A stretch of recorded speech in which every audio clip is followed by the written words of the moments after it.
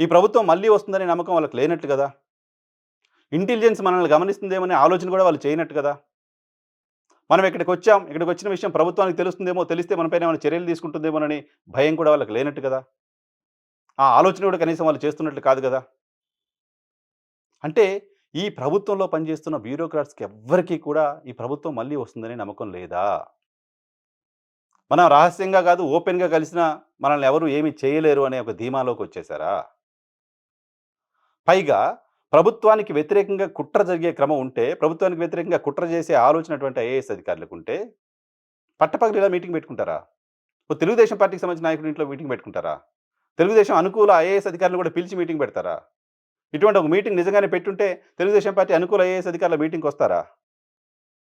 వస్తున్నారంటే దాని అర్థం ఏంటి? ఫస్ట్ ఆఫ్ ఆల్ వచ్చే ఛాన్స్ ఉండదు. ఒకటేం జరిగుండాలి, అదేదో జనరల్‌గా, క్యాజువల్‌గా, యాక్సిడెంటల్‌గా జరిగిన ఫార్మల్ మీటింగ్ అయ్యుండాలి. అలా కాకుండా ఆర్గనైజ్డ్‌గా, ప్లాన్డ్‌గా జరిగిన మీటింగే గనక అయ్యుంటే, అది ప్రభుత్వ చేతగానితనానికి నిదర్శనం కదా! ఈ ప్రభుత్వం సరిగ్గా పని చేయట్లేదు అనడానికి నిదర్శనం కదా! ఈ ప్రభుత్వం పట్ల ఎవరికీ భయమే లేదు అనేదానికి నిదర్శనం కదా! ఈ ప్రభుత్వం మళ్ళీ వస్తుందనే ఆలోచన ఐఏఎస్ అధికారికి లేదు అని గదా!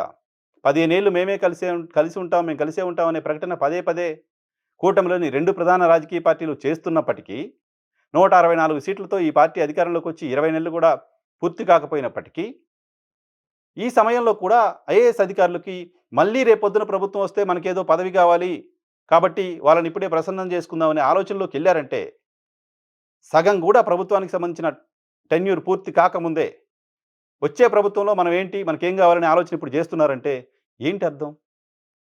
ఏంటి అర్థం అంటే ఈ ప్రభుత్వం మళ్ళీ వస్తుందనే నమ్మకం, మళ్ళీ వస్తుందనే ఆలోచన ఎవరికీ లేకుండా పోయింది. ప్రజల్లో కాదు, ఐఏఎస్ స్థాయి అధికారుల్లో కూడా ఎవరికీ లేకుండా పోయింది.